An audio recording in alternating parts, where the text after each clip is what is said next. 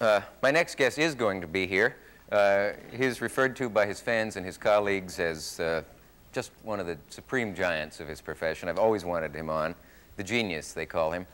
His latest recording is a wonderful album called A Message from the People. And where is that? Here it is, Ray Charles. Will you welcome one of the world's great entertainers, an incomparable musician, Mr. Ray Charles.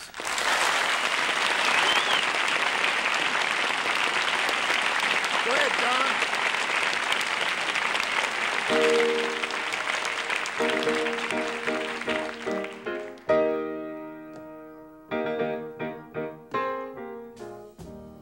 Oh, beautiful, our heroes prove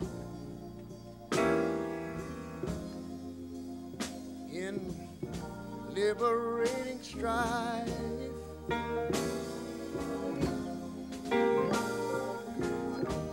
Who more than self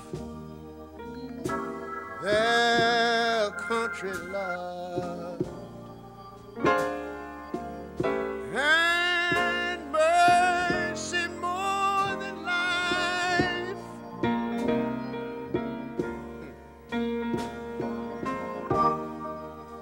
America, America,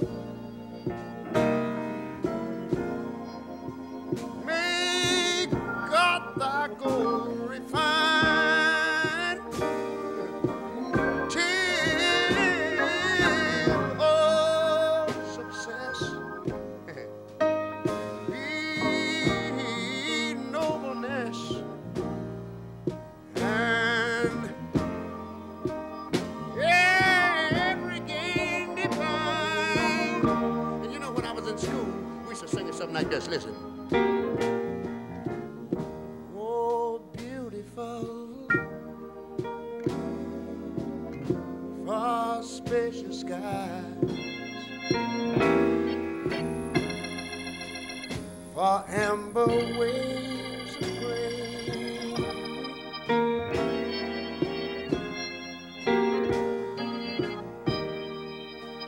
far purple mountain majesties,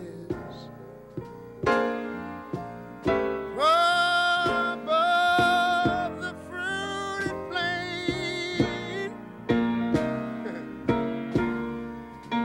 I'm talking about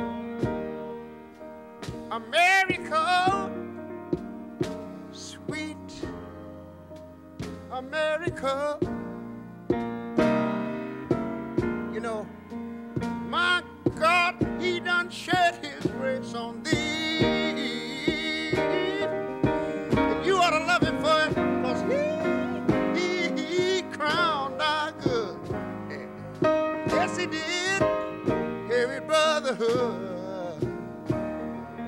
from sea to shining sea. Oh, Lord. Oh, Lord. Shining sea.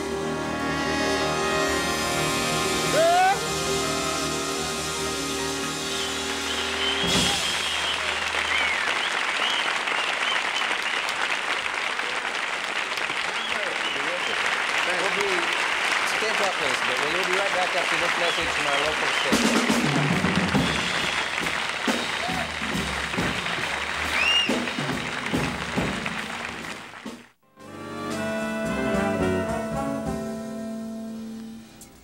It's me and Ray Charles. Hey, hey. Gee, I've always wanted to have you on and never have, and we finally got together. Hey, it's terrific. Thank you. Good to see you. Thank you very much. Is it true that your manager said that you have a plane, I think, private plane with a staff of something like 28 people, or was it a crew of 28 people? It must be an enormous plane. No, it's just that that's the people who are within our little family, you know, the band and the Raylets and Aaron, who's our comedian, and the pilot. So when you get all these people together, you got roughly 28 people. Did you say one man is your comedian and the pilot? Oh, no, no, no. Well, sometimes he is quite funny, I must tell you. No, we have two, well, naturally, you have a pilot and a co-pilot. Yeah. But the comedian is part of our show that we have, and the Raelettes and me. Now, your manager also says that you could fly the plane in a pinch. Did he really say that? He said this, yes. Well, actually, what he probably meant is that I have, they say a little knowledge is dangerous, but I think I have enough knowledge that, God forbid, if we were in some kind of emergency and the pilot had a heart attack, I think I would probably be able to get the plane down without killing myself, you know. We might tap a wing or something, you know, but at least I would be alive, you see, and that's what counts. No, your manager said you wouldn't tear up a wing or anything. Well, he's practical. He has great confidence in you. Yeah, right. Would he let you perform an appendectomy on Yeah. Tell me, you've been blind since what age? Not Well, permanently. I started. Not always, I started to work on it. I was about 5 years old when I started to lose my sight, and I finished the job when I was maybe 7. Yeah. So you can remember images. Oh yeah, colors. Oh yeah, sure. Things look like. Yeah, I remember the standard things, you know, like you know, green, brown, yellow, white, black, things like that. But these new colors they got, you know, like electric pink and chartreuse. I don't know what the devil that looks like. You're not missing that much. No, really. Okay, then thanks. You know. I'm electric pink, for example.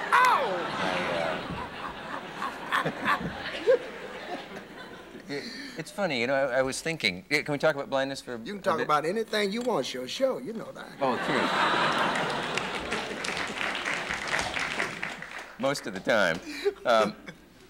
I've been told that some blind people who could have their sight restored have refused because they have spent most of a lifetime adjusting to it, and that it would just completely disorient them to have it restored. Suddenly they'd have to learn all new habits, and they have actually... Can you sympathize with that? If I could wave a wand and say you will see, would you accept that? I probably... well, let's put it this way.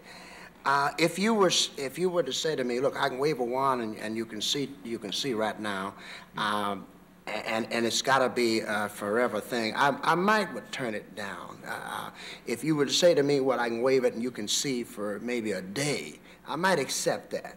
Only because there are a couple of things that maybe I would like to see once, you know, or, you know, just so that I really would know for what's really happening that I haven't seen. Yeah, because, you know, as I said, you know, I've seen the stars and the moon and the sun, and I remember my mother, and so I think basically I would probably like to see, you know, just for once, because I see them anyway all the time, like, you know, like my kids, for instance, you know, just for, you know, just to physically see them.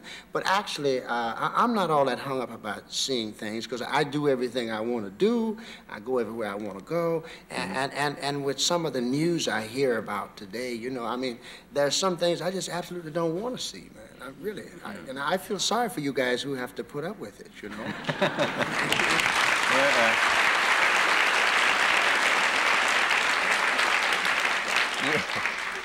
You said your kids. What else would be on that list of things you'd really like to get one look at? Well, it's really not that much. I think maybe some of the, you know, the artwork paintings, people.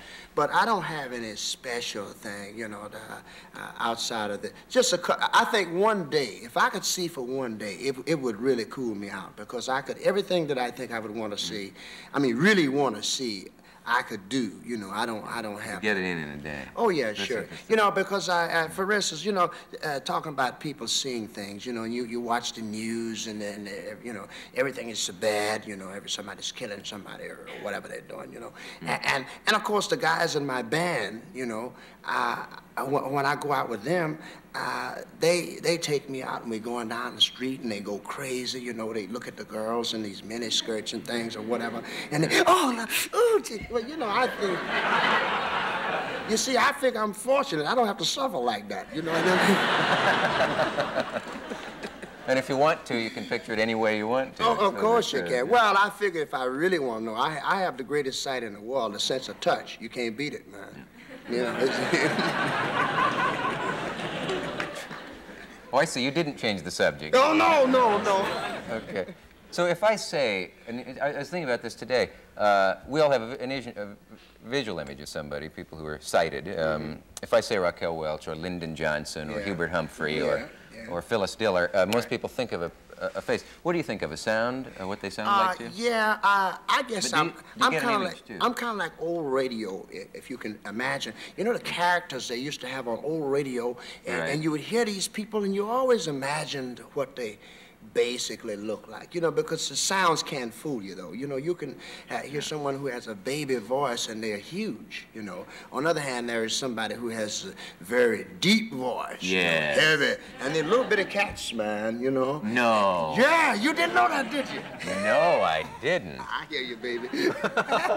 How do you picture me? No, well, actually, I think that... Speak right up here where I am. You don't mind? Well, you know, I basically pitch you. I think the first time I heard you, I thought then that you might be a gentleman, you know, of a medium build, like 170 or 65 pounds or something like that. Incredibly accurate. You know, yeah. When you say that, that must. I guess I'm describing you wrong somehow, you know. But this is what, you know, you don't have what you call the world's deepest voice or the world's lightest voice. Very pleasant man. I could, you know, like you have one of those come hither sounds, you know? Really? It's true. What do you recommend I do with this sound? It's quite magnetic, you know. I really have to tell you sincerely, I've been listening to your show, and I don't want you to think I'm putting you on because I'm here, but it's quite true. Since I'm sure you know, I would never say this if it didn't mean it, you know. I watch as much of your shows as I can. I've seen many interesting people on the show. Oh, yeah. But I'm supposed to watch you. You're not supposed to watch me. Well, I watch you, and I know I can just hear the people thinking, how can he see that? How can he know what he can't see this show. Oh, but you'd be surprised, you know. It's a great thing when you can sit back and you listen to the people on the television shows. Because I know that a lot of times pictures are good, but the great thing is when you can imagine the various guests that you have on and the expressions on their face when you say certain things to them, you know, and you can know sometimes the little shock value. All these things are in my head as I watch your show. I think that you have a very wonderful show, man. Believe me, I'm quite pleased. I'm gonna vote for you too, baby. Don't worry about it. In that case, I'll run. Will you play again when we come back? Well, we'll take a station break right now. We'll be right back. Okay. You timed that perfectly. This album is called A Message from the People, Ray Charles, and it says on here that it's more you than any album you ever recorded. Yeah, well, you know, I didn't do the liner notes. That's somebody who felt like. But actually, what they meant is the planning of it. We started to plan this quite a few years ago, and it was just a question of getting the songs to do and getting the musicians who I wanted to work with me on it. And the arrangers, we had Mike Post, we had Quincy Jones and Sid Feller.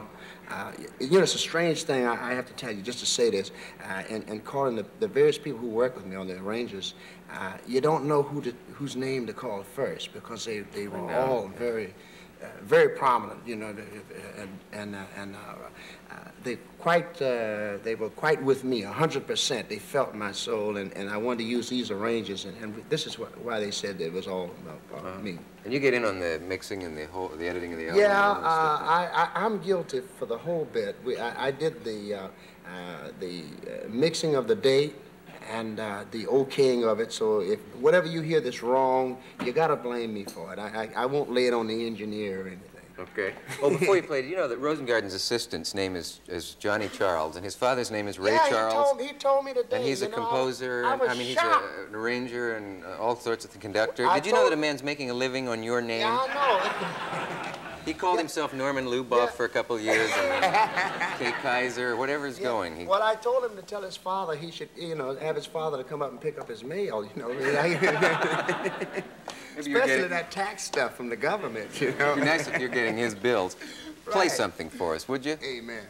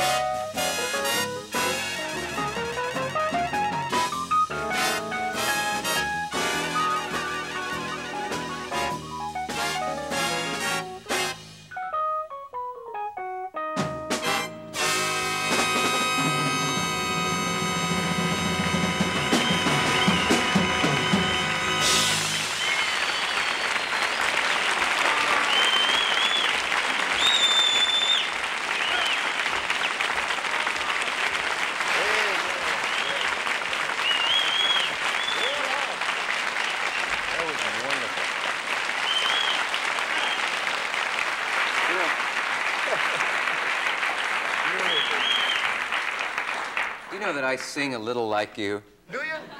Yeah. I'm glad. What do you want to sing? You know how you go, Am I Blue? Yeah, right. You know? What key? Oh, whatever's good. All right. Wait a minute, let's find the key. Okay. You sing and I'll find you. Okay. Go. Am No, I... oh, you, wait a minute, hold on. No, don't, you find your key. You don't have to sing in my key. I'll mix them up for you so you don't... Now you don't know where to go. Now sing in your key. What are we doing? Am I blue? Your key, go ahead. That was my key. Once more. Am I blue? Am I blue? What? If you can't follow me, Ray, I'm not going to do it. All right, you straight. Go ahead. Am I You gonna get that anyway, huh? Am I blue? That's how you go. Oh, okay, here we go. Am I blue? Go on, I'll join in. Am I blue? I gotta find your key. Here, try here. Am I blue? There you go. Am I blue? In these tears, in these eyes. Huh? I can't get up there. Don't leave me up here.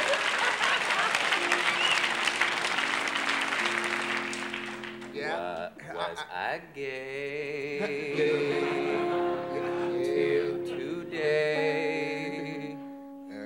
Now she's gone and we're through. Am I blue? Ain't that pretty? Oh, yeah, well, your part was. No, Are you that's ever great. coming back after I put you through that? No, yes, sure I am. What sure. we've gotta I decide mean, now. after all, it's fair. Did man. you ever meet a man who has no key? Well, I look at it this way. You know, I'm very grateful that you don't have any key. You see, because after all, it makes the cycle complete. You see, I do what I do, and I figure I'm pretty good. You do what you do, and you are notorious. Notorious. Just really fantastic. We have to take a word. I accept that. Here's a word about a brand new dessert from Jell-O. We'll be back.